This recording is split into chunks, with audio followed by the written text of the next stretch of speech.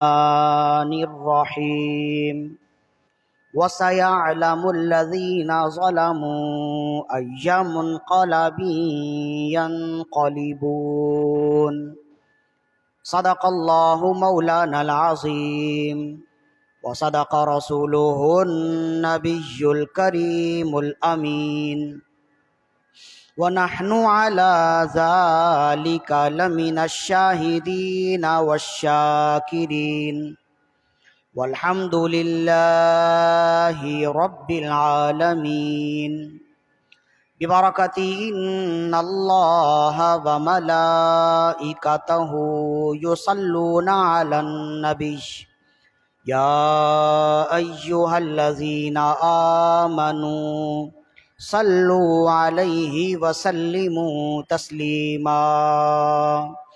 اللهم صل على سيدنا ومولانا محمد كلما ذكره الذاكرون وصل على محمد كلما غفل عن ذكره الغافلون فإن من جودك الدنيا وضرتها ومن علومك علم اللوح والقلم دعا إلى الله فالمستمسكون به مستمسكون بحبل غير منفصم مولاي صل وسلم دائما أبدا على حبيبك خير الخلق كلهم ثم الرضا عن أبي بكر وعن عمر وعن علي وعن عثمان ذي الكرم يا ربي بالمصطفى بلغ مقاصدنا واغفر لنا ما مضى يا واسع الكرم مولاي صل وسلم دائما أبدا على حبيبك خير الخلق كلهم۔ حمد و صلات کے بعد تمام تعریف، تمام محاسن و مکارم و محامد اسے ذوالجلال والاکرام کے لیے ہے جس نے لفظ کن سے کائناتی تخلیق فرمائی۔ تمام زبانوں کی حمد و ثنا صرف اور صرف اسی ذوالجلال والاکرام کے لیے ہے جس نے دنیا میں انسانوں کو پیدا فرمایا اور انسانوں کی ضروریات زندگی کی تمام اشیاء کو مہیا، مسجع، مرصع، مرقع فرمایا۔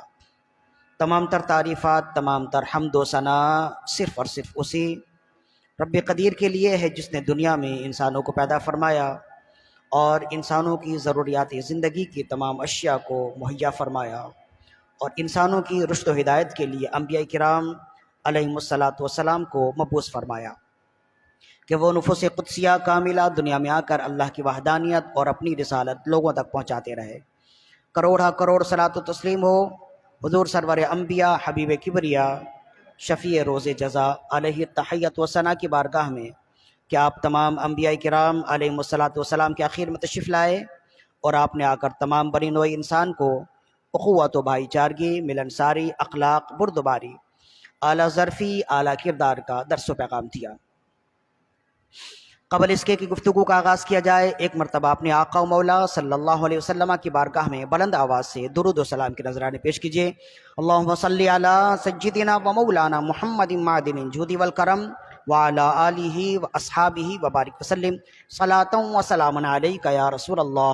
صلی اللہ علیہ وآلہ وسلم۔ امام سخاوی نے القول البدیع میں حضرت انس بن مالک رضی اللہ عنہ کے حوالے سے نقل کیا، فرمایا عن انس بن مالک رضی اللہ عنہ قال قال رسول اللہ صلی اللہ علیہ وسلم۔ انس بن مالک رضی اللہ عنہ فرماتے ہیں کہ رسول اللہ صلی اللہ علیہ وآلہ وسلم نے ارشاد فرمایا اکثروا علی من الصلاۃ یوم الجمعۃ و لیلۃ الجمعہ، مجھ پر جمعے کی رات اور جمعے کے دن درود و سلام کی کثرت کیا کرو۔ فمن فعل ذلک کنت لہ شہیدا و شفیعا یوم القیامہ، پس جو ایسا کرے گا تو میں اس کے لیے قیامت کے دن گواہ بنوں گا اور شفاعت کرنے والا بنوں گا۔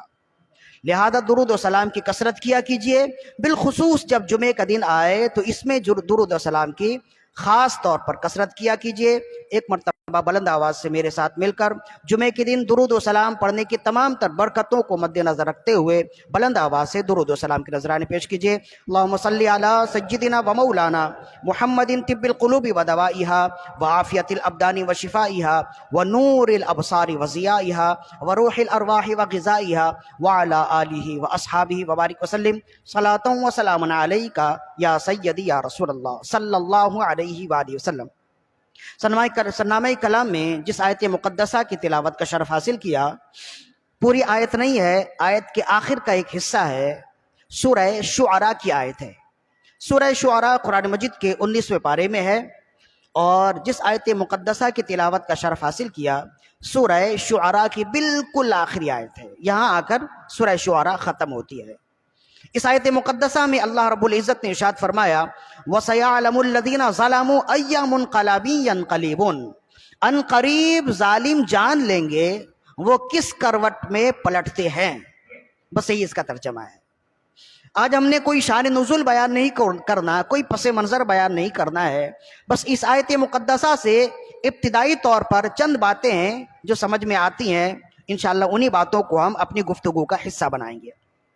سب سے پہلی بات ہے کہ ابن عباس رضی اللہ عنہما فرماتے ہیں، اور امام مجاہد نے بھی نقل کیا اسی آیت کے تحت، ابن کثیر نے بھی لکھا، اور امام جلال الدین السیوطی الشافعی رحمہ اللہ نے بھی لکھا۔ آپ نے فرمایا یہ آیت ایک طرح سے ظالم کے لیے تنبیہ ہے، ظالم کے ظلم پر تنبیہ ہے، اور دوسری جانب مظلوم کے لیے اس آیت میں تسلی کا سامان ہے۔ اللہ نے فرمایا وَسَيَعْلَمُ الَّذِينَ ظَلَمُوا أَيَّ مُنْقَلَبٍ يَنْقَلِبُونَ، ان قریب ظالم جان لیں گے وہ کس کروٹ میں لیٹتے ہیں۔ تو اس آیت مقدسہ سے اللہ رب العزت نے یہ بتا دیا کہ ظالم کبھی یہ نہ سمجھے کہ ہم اس کے ظلم کے کردار سے غافل ہیں، ہم اس کے ظلم کے کاموں سے غافل ہیں، ظالمانہ سلوک سے ہم غافل ہیں۔ وہ یہ نہ سمجھیں ہم سب کچھ دیکھ رہے ہیں، اس دیکھنے کے باوجود ہم جو اسے مہلت دے رہے ہیں، یہ اس بات کی دلیل نہیں ہے کہ ہم اس سے خوش ہیں، بلکہ ہم اسے مہلت اس وجہ سے دے رہے ہیں تاکہ اس کا ظلم مزید اور ہو جائے۔ جب زیادہ ظلم ہو جائے گا تو پھر ہم اسے اچانک پکڑ لیں گے، اس لیے کہ رب کا اچانک پکڑنا ان اخذ ربک لشدید، بے شک تمہارے رب کا اچانک پکڑنا بہت سخت ہوتا ہے۔ تو ظالم تو یہ سمجھ رہا ہوتا ہے کہ اسے کوئی دیکھنے والا نہیں ہے، اسے کوئی روکنے والا نہیں، کوئی ٹوکنے والا نہیں ہے، اور وہ جو ظلم کر رہا ہے اس ظلم کا کوئی حساب لینے والا نہیں ہے۔ سارے لوگ اس کے اپنے ہیں، سارے گواہ اپنے ہیں، سارے جج اپنے ہیں، سارے وکلا اپنے ہیں، کوئی اسے روکنے والا نہیں، کوئی اسے سزا دینے والا نہیں ہے۔ رب نے فرمایا یہ دنیا میں ہے، ہم سب کچھ دیکھ رہے ہیں، ان قریب ظالم جان لے گا وہ کس کروٹ میں لیٹتا ہے۔ اور اس کو سورہ ابراہیم میں آیت نمبر 42 میں اللہ رب العزت نے مزید اور آسانی کے ساتھ ارشاد فرمایا ہمارے سمجھنے کے لیے، فرمایا وَلَا تَحْسَبَنَّ اللَّهَ غَافِلًا عَمَّا يَعْمَلُ الظَّالِمُونَ إِنَّمَا يُؤَخِّرُهُمْ لِيَوْمٍ تَشْخَصُ فِيهِ الْأَبْصَارُ۔ فرمایا اے سننے والے تو ہرگز رب کو ظالم کے ظالمانہ کردار پر غافل نہ سمجھنا کہ ظالم ظلم کر رہا ہے تو تمہارا رب غافل ہے، ہرگز اپنے رب کو غافل نہ سمجھنا۔ انما یؤخرہم لیوم تشخص فیہ الابصار، ہم تو اسے مہلت دے رہے ہیں اس وقت تک جس قیامت کے دن آنکھیں ہیبت کی وجہ سے پتھرا جائیں گی، ہم اس دن تک کے لیے اسے مہلت دے رہے ہیں۔ تو اس آیت مقدسہ میں ظالم کو یہ تنبیہ کی گئی، اور ظالم کو یہ بتایا گیا کہ تم ہر ایک سے اپنا ظلم چھپا سکتے ہو، اپنے ظلم پر انصاف کا لیبل لگا سکتے ہو، لیکن وہ رب ایسا ہے کہ اس کی بارگاہ میں ظلم ظلم ہے، ظالم ظالم ہے، مظلوم مظلوم ہے، اور تم کتنی بھی عزت کی زندگی گزار لو، ایک وقت آئے گا کہ تمہیں معلوم ہو جائے گا وَسَيَعْلَمُ الَّذِينَ ظَلَمُوا أَيَّ مُنْقَلَبٍ يَنْقَلِبُونَ، ان قریب ظالم جان لیں گے وہ کس کروٹ میں لیٹتے ہیں۔ فرمایا اس آیت مقدسہ میں ظالم کو تنبیہ کی گئی، ظالم کے لیے یہ خبر دی گئی کہ تمہارے ظلم کا حساب لیا جائے گا ایک، اور پھر فرمائے اس آیت میں جہاں ظالم کو تنبیہ کی گئی ہے اسی جگہ اس آیت مقدسہ میں مظلوم کے لیے بھی بہت ہی آسانی کا سامان ہے، تسلی کا سامان ہے، اور وہ اس طرح کہ جب مظلوم کو معلوم ہو جائے کہ کوئی سننے والا نہیں ہے لیکن ایک ذات ایسی ہے، کوئی سننے والا نہیں لیکن ایک رب ایسا ہے جو مظلوم کی دعا سنتا ہے، تو مظلوم کے لیے یہ کیفیت اور یہ سمجھ جانا ہی اس کے لیے تسلی کا باعث ہو جاتا ہے۔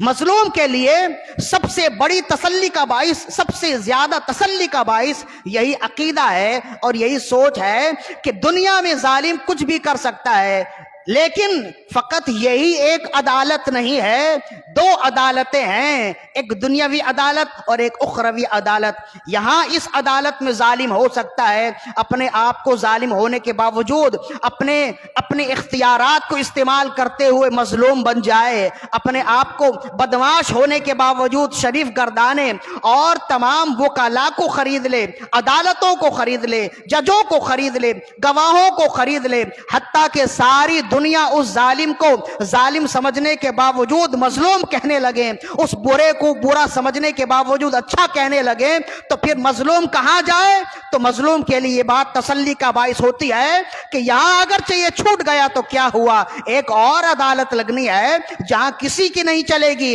وہ رب ہوگا اور وہ رب فیصلہ کرے گا اور ظالم سے ظلم کا حساب لے گا اور مظلوم کو مظلومانہ معاملات میں اسے برتری دے گا اور بتائے گا کہ ظالم کون ہے اور مظلوم کون ہے، مظلوم کو اس کا انصاف دے گا۔ جب یہ کیفیت اور یہ بات اور یہ عقیدہ دل میں آ جائے تو مظلوم کے لیے بھی تسلی کا باعث ہو جاتی ہے، اور یہی بات اس آیت مقدسہ میں اللہ رب العزت نے ارشاد فرمایا کہ فقط ایک ہی عدالت نہیں ہے، ایک عدالت وہ بھی ہے جہاں اللہ رب العزت وہاں گواہ کون ہوں گے؟ فرمایا گواہ تمہارے ہی ہوں گے، تمہارے اعضاء گواہی دیں گے اور تمہارے اعضاء خود ہی بتائیں گے، جن اعضاء کو تم پالتے رہے، جن اعضاء سے تم اپنے برے کام لیتے رہے، جو اعضاء، جو ہاتھ، پاؤں، آنکھیں، ناک، کان جو ہیں تمہارے اعضاء ہیں، جو دن بھر اور ہر وقت تمہارے ساتھ رہے، یہی تمہارے خلاف گواہی دیں گے اور کہیں گے کہ مولا یہ ایسا تھا، یہ ظالم تھا لیکن اس نے اپنے آپ کو مظلوم بنا لیا تھا۔ اس وقت جب گواہی دیں گے تو پھر ان اعضاء کے مقابلے میں گواہی دینے والا کوئی نہیں ہوگا،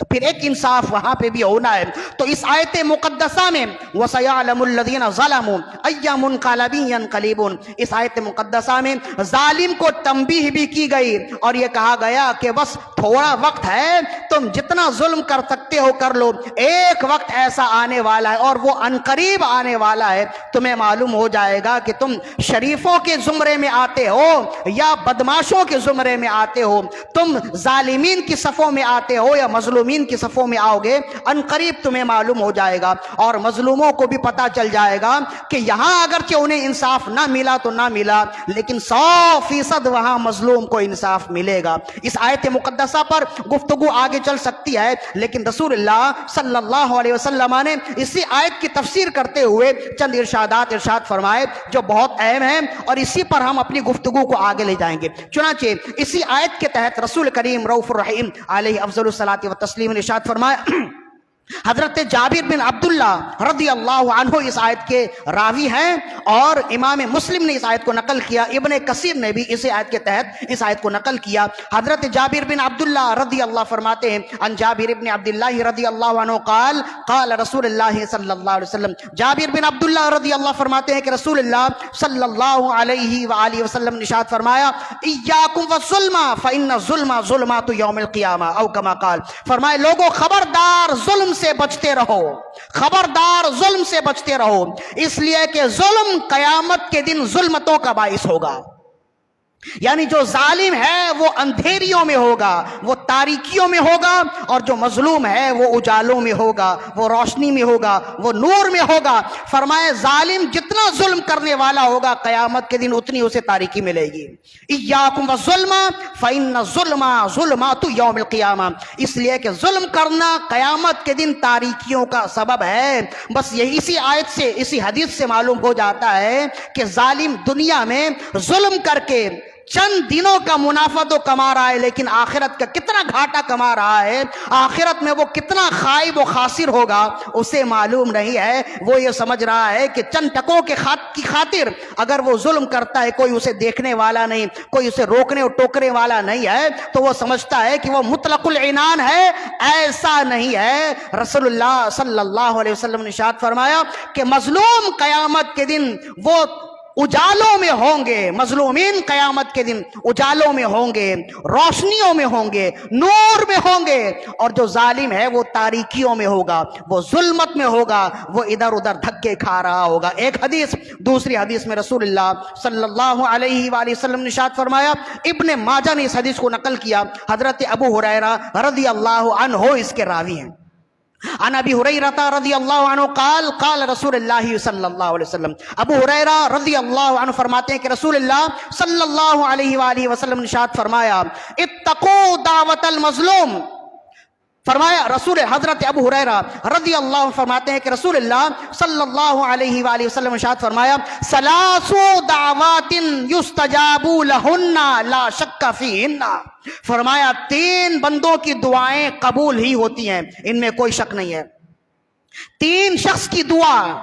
3 طرح کے لوگوں کی دعا قبول ہی ہوتی ہے، اس میں شک نہیں۔ فرمائے ثلاث دعوات یستجاب لہن لا شک فیہن، 3 دعائیں قبول ہی ہوتی ہیں، 3 دعائیں رب قبول ہی فرماتا ہے، لا شک فیہن، اس میں کسی کو شک نہیں ہونی چاہیے۔ اب 3 دعا کون سی ہے؟ فرمایا دعوت المظلوم، سب سے پہلی دعا کس کی قبول ہوتی ہے؟ فرمایا جب مظلوم ہاتھ اٹھا کر دعا کرتا ہے تو رب اس کی دعا سب سے پہلے سنتا ہے،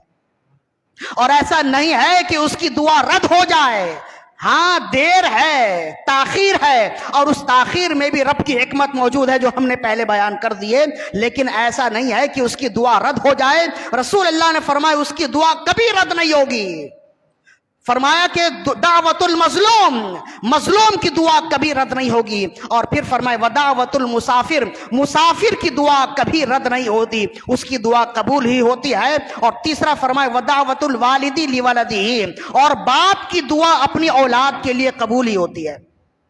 چاہے دعا کرے یا بد دعا کرے وہ اس کے لیے قبول ہی ہوتی ہے۔ اسی وجہ سے علماء کرام نے فرمایا باپ کو چاہیے جتنا بھی غصے میں آ جائے اپنی اولاد کے لیے بد دعا نہ کرے، اس لیے کہ رسول اللہ نے فرمایا اس کی دعا قبول ہی ہوتی ہے، یعنی اس کی زبان سے دعا نکل جائے وہ قبول ہوگی، اور اس کی دعا سے اگر اس کی زبان سے اگر بد دعا نکل جائے وہ بھی قبول ہوگی۔ تو یہ 3 دعائیں ہیں جو قبول ہوتی ہیں، دعوت المظلوم و دعوت المسافر و دعوت الوالدی لولدہ، ان تینوں میں سب سے پہلے رسول اللہ نے جس کا ذکر کیا وہ مظلوم کی دعا ہے،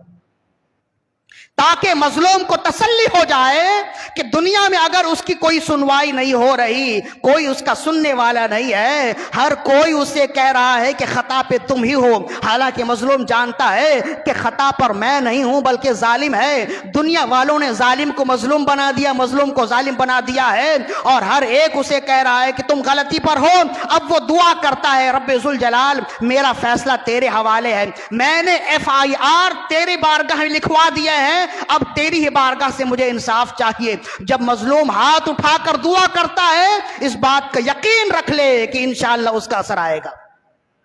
انشاءاللہ اس کا اثر آئے گا۔ اور دیکھنے والی جو آنکھیں ہوتی ہیں وہ دیکھتی ہیں کہ رب ذوالجلال کس طرح مظلوم کے حق میں فیصلہ فرماتا ہے، اور کیسے ظالم کا ہاتھ پکڑتا ہے، اور کیسے ظالم پر سختی آتی ہے، یہ سارا زمانہ دیکھتا ہے۔ 3 احادیث، چوتھی حدیث جس میں رسول اللہ صلی اللہ علیہ وسلم نے ارشاد فرمایا، حضرت انس بن مالک رضی اللہ عنہ اس حدیث کے راوی ہیں، حضرت امام احمد بن حنبل نے اپنی مسند میں اس حدیث کو نقل کیا۔ حضرت انس بن مالک رضی اللہ فرماتے ہیں ان انس بن مالک رضی اللہ عنہ قال قال رسول اللہ صلی اللہ علیہ وسلم، انس بن مالک رضی اللہ فرماتے ہیں کہ رسول اللہ صلی اللہ علیہ وسلم نے ارشاد فرمایا ایاکم ودعوت المظلوم وان کان کافرا،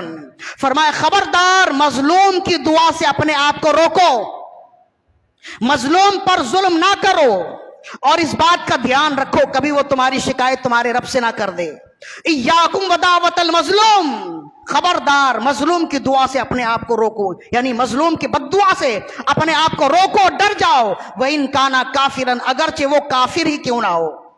یعنی مظلوم اگر کافر بھی ہو تب بھی اس بات سے تم ڈرتے رہو کہ کہیں اس نے تمہارے لیے بد دعا کر دی تو رب ذوالجلال سن لے گا۔ فرمایا ایاکم ودعوۃ المظلوم وان کان کافرا، خبردار مظلوم کی بد دعا سے اپنے آپ کو بچاؤ اگرچہ مظلوم کافر ہی کیوں نہ ہو۔ فإنها ليس لها حجاب دون اللہ عز وجل، اس لیے کہ مظلوم کی بد دعا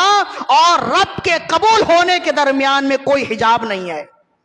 ادھر مظلوم دعا کرتا ہے، ادھر مظلوم ہاتھ اٹھاتا ہے، اور ادھر رب فرماتا ہے میرے بندے میں ہوں تیرے پاس، میرے بندے میں تیرے ساتھ ہوں۔ ساری دنیا اگر تیرے خلاف ہے تو کیا ہوا، میں جانتا ہوں کہ تو بے قصور ہے اور میں تیرے ساتھ ہوں۔ تو سید انبیاء حبیب کبریا صلی اللہ علیہ وآلہ وسلم نے ان احادیث میں مظلوموں کو تسلی دی اور ظالموں کو تنبیہ فرمائی، اور فرمائے خبردار ظالمین یہ نہ سمجھیں کہ وہ دنیا میں دندناتے پھر رہے ہیں، مطلق العنان ہیں، وہ جو چاہے کریں، جسے چاہے پکڑیں، جسے چاہے سزا دیں، جسے چاہے مار دیں، جسے چاہے جس کے سر پر چاہے عزت کا تاج رکھ دیں، جس کے سر سے چاہے پگڑی اچھال لیں، اور وہ سمجھے کہ ہم نے سب کچھ کر لیا، ساری مشینری ہمارے ہاتھ میں ہے، سب کچھ ہمارے ہاتھ میں ہے۔ ایسا نہیں ہے، زندگی بھر کے لیے ایسا نہیں ہے۔ جب تک رب کی بارگاہ سے مہلت ہے وہ کرتا رہے، لیکن جب رب کی پکڑ ہوتی ہے ان اخذ ربک لشدید، تو انشاءاللہ رب کی پکڑ بہت ہی زیادہ سخت ہوتی ہے،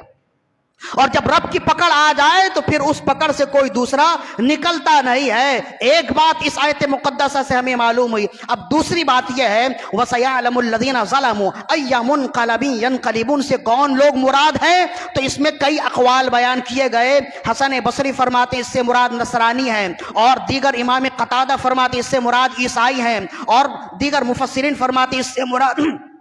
مشرکین ہیں۔ حضرت صدیق اکبر رضی اللہ فرماتے ہیں کہ اس سے مراد ظالم حکمران ہیں، چاہے وہ مومن ہو چاہے کافر ہو۔ حضرت صدیق اکبر رضی اللہ عنہ کی تفسیر یہ ہے کہ آپ کے نزدیک اس آیت سے مراد بالخصوص عام لوگ بھی ہیں، لیکن بالخصوص اس آیت مقدسہ سے مراد وہ لوگ ہیں جو ظالم حکمران ہیں، جو اقتدار کے نشے میں ظلم کرتے ہیں، چاہے وہ مومن ہوں چاہے کافر ہوں۔ یہ تفسیر حضرت صدیق اکبر رضی اللہ عنہ کی ہے، اور اس کی دلیل کیا ہے؟ ابن کثیر نے بھی لکھا اور امام سیوطی نے لکھا در منصور میں۔ حضرت عائشہ صدیقہ رضی اللہ عنہا سے جب پوچھا گیا کہ حضرت صدیق اکبر رضی اللہ عنہ کے زندگی کے آخری کلمات کیا تھے، آخری جملے کیا تھے، آپ نے فرمایا صدیق اکبر رضی اللہ عنہ کی زندگی کے آخری جملے ایک وصیت تھی جو آپ نے خلافت کے باب میں ایک وصیت فرمائی تھی، 2 لائنوں میں وہ وصیت تھی، وہ آخری کلمات تھے، 2 لائنوں کی وصیت تھی، وہ آخری کلمات تھے۔ حضرت جناب عائشہ صدیقہ رضی اللہ فرماتی ہیں اب وہ وصیت کیا تھی؟ حضرت صدیق اکبر رضی اللہ عنہ نے اپنی زندگی کے آخری وقت میں جو وصیت کی، اب وہ وصیت سنیے۔ فرمایا ھذا ما اوصى به ابو بکر بن ابی قحافہ عند خروجه من الدنیا، یہ وہ وصیت ہے جو ابو بکر صدیق ابن ابی قحافہ یہ وصیت کر رہا ہے اس وقت جب وہ دنیا سے رخصت ہو رہا ہے۔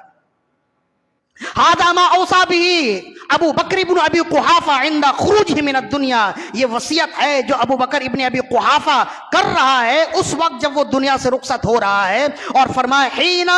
یؤمن الکافر وینتهی الفاجر ویصدق الکاذب، اور یہ وہ وقت ہے کہ اس وقت میں آنے کے بعد مومن بھی کافر ہو جاتا ہے، گناہگار بھی اچھا ہو جاتا ہے، اور جھوٹا بھی سچ بولنے لگ جاتا ہے۔ موت کے وقت تو سب کچھ سمجھ میں آ جاتی ہے نا بات کہ کون کتنے پانی میں ہے۔ فرمائے میں اس وقت وصیت کر رہا ہوں جب کافر بھی مومن ہو جاتا ہے، جب گناہگار بھی اپنے آپ کو توبہ کر لیتا ہے اور نیک بن جاتا ہے، اور یہ وہ وقت ہے جب جھوٹا بھی سچ بولنے لگ جاتا ہے۔ یہ کہنے کے بعد پھر آپ نے دوسرے لائن میں لکھا، فرمایا انی استخلفت علیکم عمر بن الخطاب، بے شک لوگوں میں اپنے پیچھے تم پر عمر بن خطاب کو نائب اور خلیفہ بنا کر جا رہا ہوں۔ فرمائے فَإِن يَعْدِلْ वदा का रजाई वजन्नी बिही, अगर वो अदल और इंसाफ करे, और यही मुझे उनसे उम्मीद भी है और मेरा गुमान भी है कि वो लोगों पर अदल और इंसाफ करेगा, अगर वो ऐसा करे तो ये बेहतर है। और फरमाए वहीं यतबद्दल व यजुर, और अगर वो अदल और इंसाफ ना करे, खुदा न खास्ता जालिमाना सुलूक करे, फइन्नी ला आलमुल गैब, तो बेशक मैं गैब को नहीं जानता। और फिर आखिर में फरमाया वसयअलमुल लज़ीना ज़लमू अय्या मुनक़लिबिन यनक़लिबून, अन करीब जालिम जान लेंगे वो किस करवट लेटते हैं। तो इस हदीस मुक़द्दसा में जिसे तमाम मुफस्सिरीन ने रिवायत किया, इसी आयत के तहत हजरत सिद्दीक़ अकबर रज़ियल्लाहु अन्हु ने जो वसीयत फरमाई, उस वसीयत के बाद आखिरी जो जुमले सिद्दीक़ अकबर के थे यही आयत थी, जिससे मालूम हुआ कि ये आयत मुक़द्दसा हर तरह के जालिमीन के लिए निशानी इबरत है, ताज़ियाना इबरत है। बिलखुसूस वो हुक्मरान जो मोमिन हैं या जो काफिर हैं, लेकिन अपनी हुक्मरानी के दौर में अदवार में वो जुल्म का मामला करते, जालिमाना सुलूक करते हैं। बिलखुसूस सिद्दीक़ अकबर के मिजाज के मुताबिक यह आयत मुक़द्दसा उन लोगों के लिए है। मतलब यह है कि आम इंसान भी जुल्म करता है ना,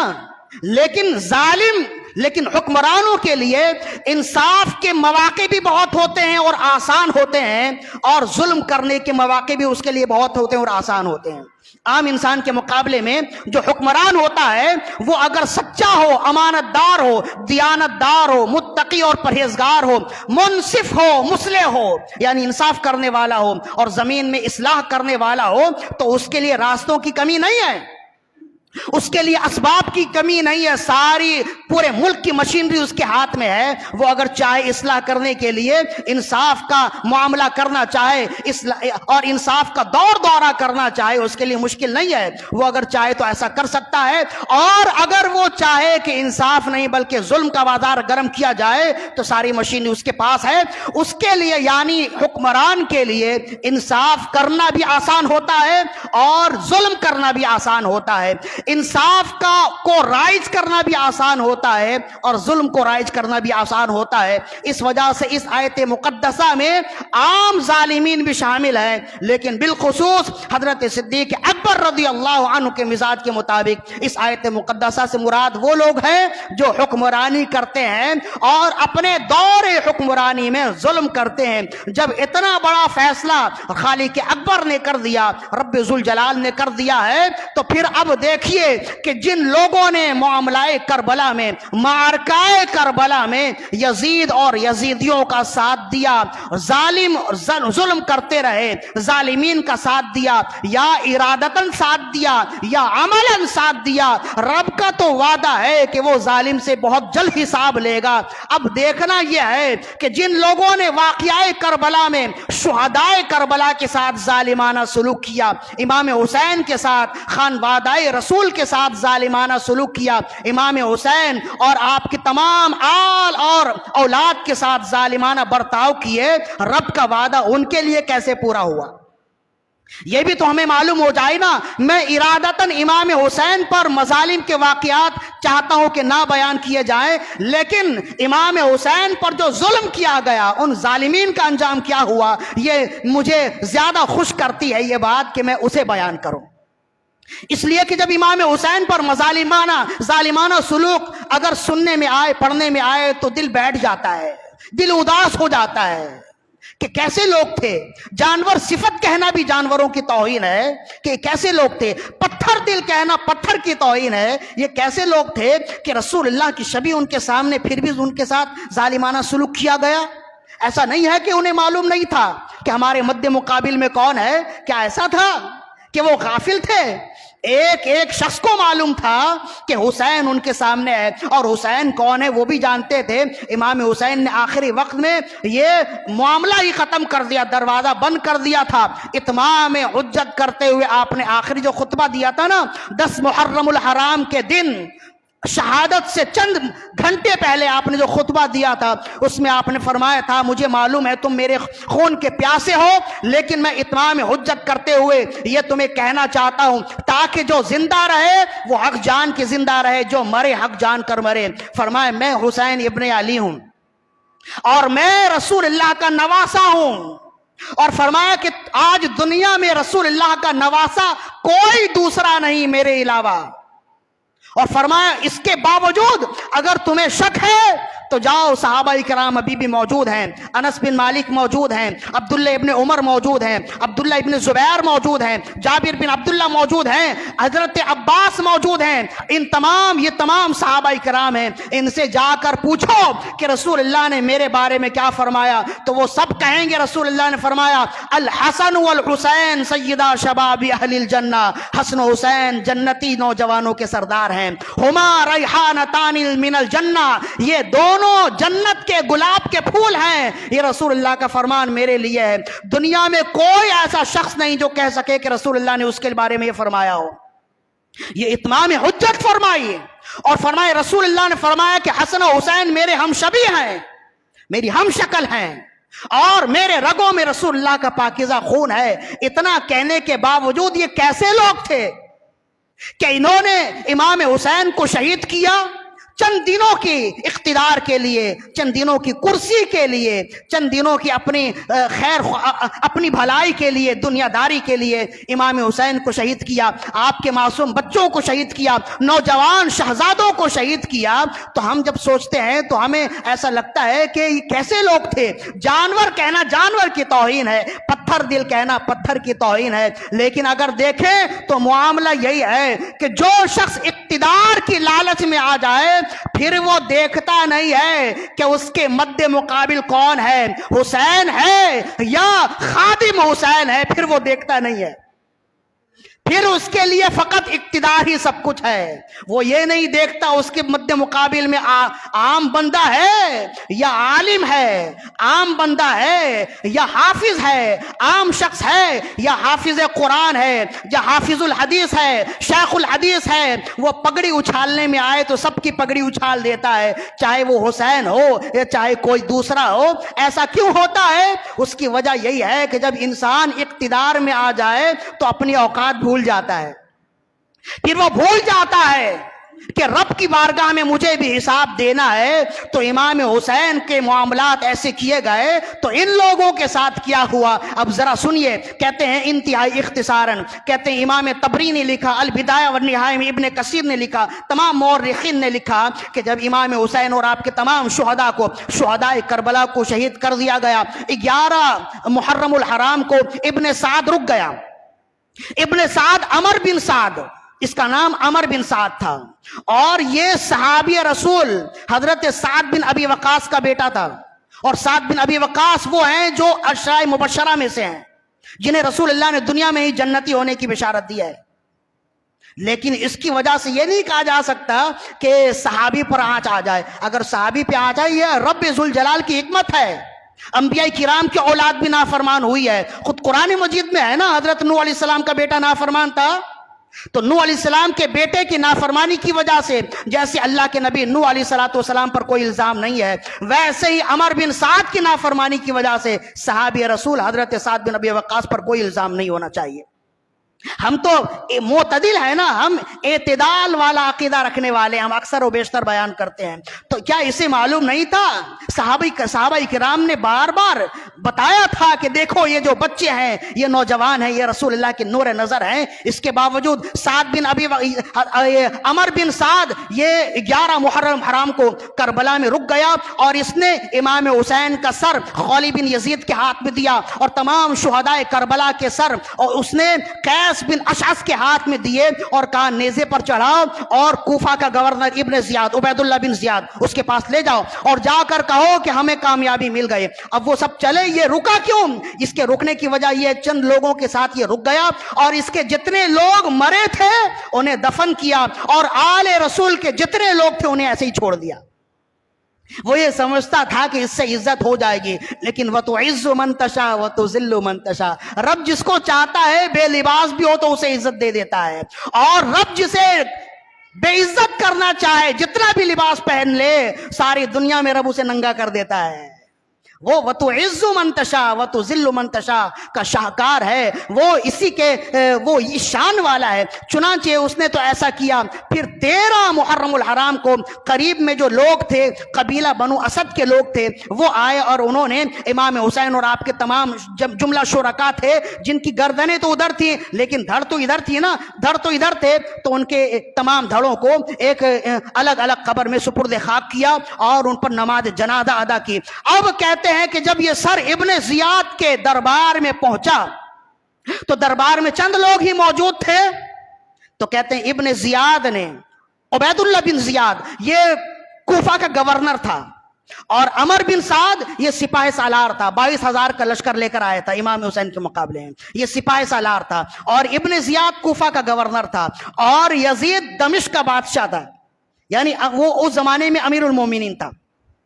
تو ابن زیاد کے دربار میں جب یہ کوفہ کے دربار میں امام حسین کا کٹا ہوا سر لایا گیا نا، تو کہتے ہیں کہ سر سامنے رکھا ہوا تھا اور وہ چھڑی سے امام حسین کے لبوں کو حرکت دے رہا تھا، چھڑی سے امام حسین کے لبوں کو لگا رہا تھا۔ وہاں ایک صحابی رسول موجود تھے، حضرت زید بن ارقم، جلیل القدر صحابی رسول ہیں، قرآن مجید کی کئی آیات ان کے بارے میں نازل ہوئی ہے، صحابی رسول ہیں۔ حضرت زید بن ارقم وہ وہاں موجود تھے، آپ نے فرمایا اے شخص، اے مردود، تو امام حسین کے لبوں سے اپنی چھڑی کو ہٹا لے، اللہ کی قسم میں نے کئی بار دیکھا ہے ان لبوں کو رسول اللہ چوما کرتے تھے۔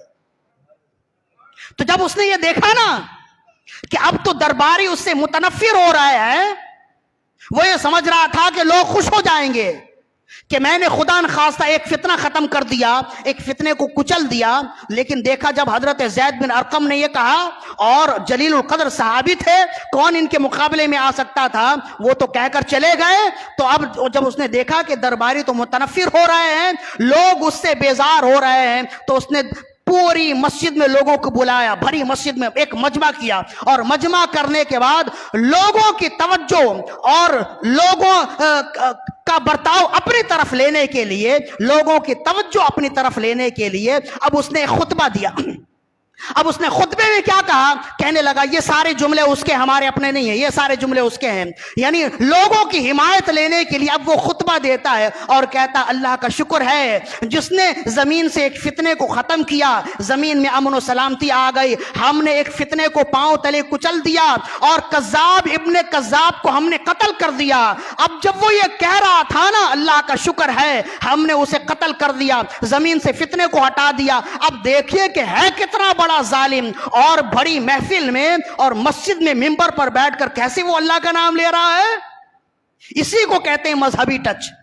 جب انسان یہ دیکھتا ہے نا کہ لوگ اس سے متنفر ہو رہے ہیں، زندگی بھر وہ اللہ اس کے رسول کی نافرمانی کر رہا ہوتا ہے، جب دیکھتا ہے کہ اب لوگ اس سے بیزار ہو رہے ہیں تو لوگوں کی حمایت لینے کے لیے کچھ نہ کچھ مذہبی گفتگو کر ہی دیتا ہے۔ آپ دیکھتے ہیں نا، آپ کو معلوم ہے نا، زندگی بھر وہ اسلام سے بیزار رہا اور دینداروں کے بارے میں بیزاری کا برتاؤ کرتا رہا، علماء سے بدسلوکی کرتا رہا، بدزبانی کرتا رہا، علماء کے لیے حتی کہ عزت کی باتیں کرتا رہا، لیکن جب کرسی اس سے نکلنے لگی تو اپنے امیر المومنین سے کہتا ہے اپنی گفتگو میں کچھ مذہبی ٹچ دیجئے، تو یہ انہی سلسلے کی کڑی ہے۔ یہ ہر زمانے میں ہوتا رہا ہے کہ لوگوں کو جب بھی گمراہ کیا گیا ہے مذہبی ٹچ کے نام سے گمراہ کیا گیا ہے۔ جیسے وہ اب جب اس نے دیکھا نا کہ لوگوں کی اکثریت تو اس سے اب خائف ہو رہی ہے اور متنفر ہو رہی ہے، تو اس نے کہا کہ اب اپنے بیان میں تو مذہبی ٹچ دینا ہے تاکہ لوگوں کو معلوم ہو جائے کہ میں متقی اور پرہیزگار ہوں۔ تو اس نے کہا کہ اللہ کا شکر ہے کہ اللہ نے کذاب ابن کذاب کو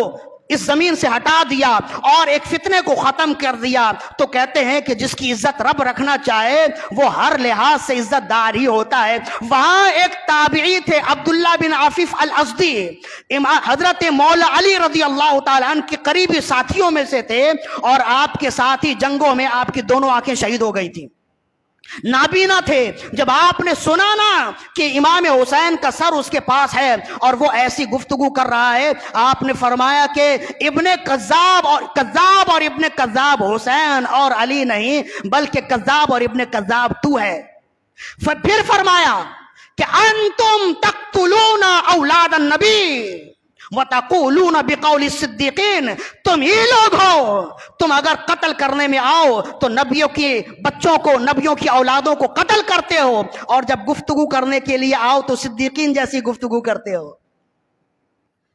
اگر ظالم ہو جاؤ تو فرعون کو بھی پیچھے چھوڑ دو، اور جب گفتگو کرنے لگو تو ایسا لگے کہ اتنا پرہیزگار متقی ہے۔ یہی ہے مذہبی ٹچ جو ہم آپ کو بتانا چاہتے ہیں، کہ جو سیاسی، تھوڑی سی سیاسی بصیرت رکھنے والے ہیں وہ جان لیں گے کہ ہم جس زمانے میں ہیں یہ بھی ایک کربلا ہے، اور اگر آپ غور کریں گے تو ہمارے درمیان میں یزیدی بھی موجود ہیں اور حسینی بھی موجود ہیں۔ اب آپ کو فیصلہ کرنا ہے کہ آپ نے ساتھ کس کا دینا ہے۔ ہاں یہ بات بھی ہے کہ جو یزیدی ہے وہ اپنے قول میں مذہبی ٹچ ضرور استعمال کرتے ہیں، جیسے ابن زیاد استعمال کر رہا تھا۔ تو ہمیں غور فکر کی ضرورت ہے۔ اس زمانے میں اگر جس کو زندہ رہنا ہے اسے مذہبی بصیرت اور سیاسی بصیرت ہونی چاہیے، اور جو ان باتوں کو پڑھے گا نا وہ سمجھ جائے گا کہ معاملات کیسے ہیں۔ اب کہتے ہیں کہ جب انہوں نے کہا، عبداللہ بن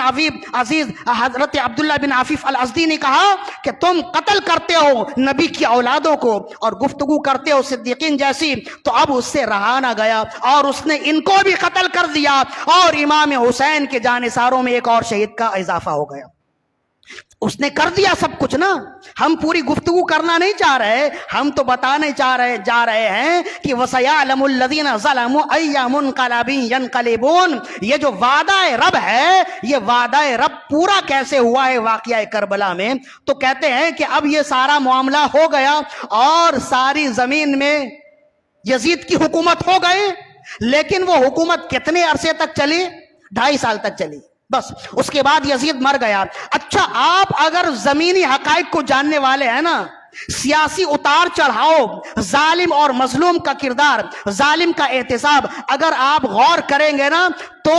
ساری دنیا تو نہیں، پاکستان کی سیاسی تمام پورے نقطۂ نظر کو آپ دیکھیں گے نا، پاکستان کی سیاسی بصیرت کو دیکھیں گے اور سیاسی خد و خال کو دیکھیں گے تو آپ کو اندازہ ہوگا اور آپ کو یقین ہو جائے گا، یہاں بھی سیاست دانوں کے ساتھ رب کا فیصلہ 2.5 سالوں میں ہی ہو جاتا ہے۔ یا تو 2.5 سال یا 2.5 سال کے اندر اندر فیصلہ ہو جاتا ہے ظالم کون ہے، مظلوم کون ہے۔ یا اگر آپ زمینی حقائق کو دیکھیں گے اور پیچھے ظالموں کا ظالمانہ سلوک دیکھیے، پھر اس کا انجام دیکھیے، پھر ظالمانہ سلوک دیکھیے، پھر انجام دیکھیے، اور اس کے درمیانی فاصلہ دیکھیں گے تو آپ کو 2.5 سال ہی نظر آئے گا۔ یہ ایسا لگتا ہے کہ رب کا قانون ہے کہ رب 2.5 سال کے اندر اندر یہ بتا دیتا ہے کہ ظالم کون ہے اور مظلوم کون ہے، ورنہ سیاسی منظر نامہ تو گدلا ہوتا ہے نا، عام انسان سمجھ نہیں پاتا کہ ظالم کون ہے اور مظلوم کون ہے، لیکن چند سالوں میں ہی معلوم ہو جاتا ہے ظالم کون ہے اور مظلوم کون ہے۔ تو اب ہوا بھی ایسا ہی ہے۔ 2.5 سال کے بعد جب یزید مر گیا، ظاہر ہے کہ جب وہ مرا تو اس کے سارے لوگ ادھر ادھر ہو گئے، اس کی پوری حکومت ختم ہو گئی۔ مختار ثقفی حکومت پر بیٹھا، مختار ثقفی، قبیلہ بنو ثقیف کا تھا، مختار ثقفی اس کا نام تھا۔ اس نے اعلان کیا کہ حسین کی شہادت میں اور واقعہ کربلا میں جو شخص شامل تھا، چاہے عملاً ہو، چاہے قولاً ہو، چاہے ارادتاً ہو، میں اسے چھوڑوں گا نہیں، میں اسے قتل کروں گا۔ چنانچہ اب چن چن کر وہ لوگ قتل ہونے لگے تو باری آئی ابن سعد کی بھی۔ اچھا، ابن سعد کے بارے میں میں نے پہلے بتایا نا، یہ سپاہ سالار تھا، یہ تو جا رہا تھا ایران 4000 کا لشکر لے کر کہ ایران میں بدامنی تھی تو ابن زیاد نے اسے وہاں بھیجا تھا، لیکن آدھے راستے سے بلایا اور کہا کہ یہاں حسین کا معاملہ، پہلے معاملہ نمٹاؤ پھر وہاں جانا۔ تو جب اس نے سنا نا کہ میرے مد مقابل میں حسین ہے تو اس نے کہا میں ہر ایک کے مقابل میں آ سکتا ہوں، ان کے مقابلے میں نہیں آ سکتا۔ تو پھر ابن زیاد نے کہا اگر تم مقابل میں نہیں آؤ گے تمہارا عہدہ جائے گا، تمہیں سپاہ سالار سے برطرف کر دیا جائے گا، اور اگر تم ان کے مقابلے میں آؤ گے تمہارا عہدہ بڑھا دیا جائے گا اور رے کی حکومت تمہیں دے دی جائے گی۔ رے یہ پرانا نام ہے تہران کا، تہران بہت ہی خوبصورت شہر ہے، پورا شہر تمہیں دے دیا جائے گا۔ اب یہ لالچ میں آیا، میں نے کہا نا یہ اقتدار کا نشہ ایسا ہے کہ جس کے دل میں آ جائے وہ سوچنے سے معذور ہو جاتا ہے، اور جس کی آنکھوں میں یہ نشہ آ جائے وہ حق دیکھنے سے اندھا ہو جاتا ہے، جس کے کانوں تک یہ نشہ چلا جائے وہ حق سننے سے بہرا ہو جاتا ہے۔ جب اس نے یہ دیکھا کہ اتنی بڑی سلطنت ملے گی، اقتدار ملے گا، دنیا ملے گی، تو وہ امام حسین کے مقابل میں آیا، اور پھر اس نے جو ظلم کیے وہ آپ کو معلوم ہی ہے۔ 2.5 سال کے بعد جب مختار ثقفی خلافت پر بیٹھا، اس نے اعلان کیا کہ میں سب سے پہلے ایسے شخص کو ماروں گا کہ اس کے مرتے ہی زمین کے تمام لوگ خوشیاں منائیں گے، حتیٰ کہ زمین کے کیڑے مکوڑے بھی اس کی موت پر شکرانے پر اپنے رب سے تسبیح کریں گے۔ اس نے یہ کہا تو اب ظاہر ہے کہ اس کے دربار میں ابن سعد کے بھی کچھ مخبر تھے، اس نے جا کر خبر دی کہ اپنے آپ کو بچاؤ کر لو، اس لیے کہ مختار ثقفی تمہیں قتل کرنا چاہتا ہے۔ لہذا اب مختار ثقفی نے اپنے بندوں کو بھیجا اس کے محل میں، تو وہ تو نہ ملا، اس کا بڑا بیٹا مل گیا، اسے لا کر دربار میں پیش کیا گیا۔ باپ بیٹے سے پوچھا گیا باپ کہاں ہے، ابن سعد کہاں ہے؟ اس نے کہا کہ مجھے معلوم نہیں ہے، ہاں جب سے یزید کا انتقال ہوا ہے، خدا نخواستہ جب سے یزید گیا ہے تب سے اس نے حکومت چھوڑ دیا ہے، سیاست چھوڑ دی ہے، اب وہ اللہ اللہ کرتا ہے، وہ ایک تہخانے میں بیٹھا ہوتا ہے اور بس جائے نماز ہے اور تسبیح ہے، اس کے علاوہ اس نے سیاست چھوڑ دیا ہے۔ تو مختار ثقفی نے کہا اسے چاہیے تھا کہ سیاست اس وقت چھوڑتا جب اسے پیشکش کی گئی تھی کہ حسین تمہارے مقابل میں ہے،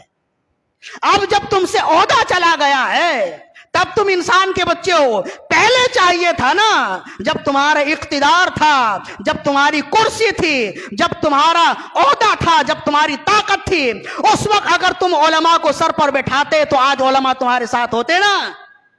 آج تم کہہ رہے ہو کہ علماء کو چاہیے کہ اپنا کردار ادا کریں، تم نے علماء سے وفائی کب کی ہے کہ علماء تمہارا ساتھ دیں؟ تو یہ اس وقت بھی ہوا۔ تو اس نے کہا کہ اسے چاہیے تھا کہ اس وقت وہ اللہ اللہ کرتا، اس وقت اگر اقتدار چھوڑ دیتا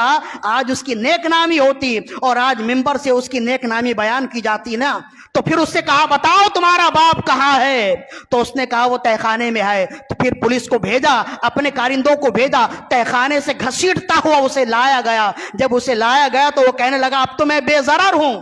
میں کچھ کرتا نہیں، میں نے کسی کا نہ لیا نہ کسی کو دیا، اب تو میں نے سیاست چھوڑ دیا ہے۔ مختار ثقفی نے کہا سیاست اس وقت چھوڑنی چاہیے تھی، اب بتاؤ تمہاری رے کی حکومت کہاں ہے؟ اب بتاؤ۔ میں تو کہتا ہوں اللہ کی عزت و جلال کی قسم، واقعہ کربلا